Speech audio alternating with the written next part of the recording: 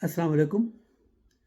Iqbal says, अक्ल गो आस्तां से दूर नहीं, इसकी तकदीर में हुजूर नहीं, दिल बीना भी कर खुदा से तलब, आँख का नूर दिल का नूर नहीं.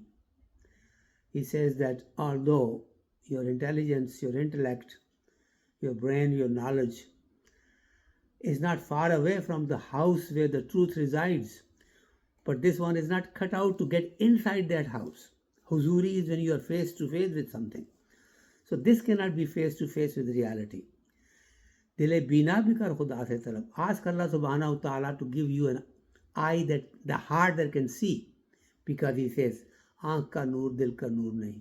The light that you have in your eyes on your face, that is not the light that is needed to see the divine reality.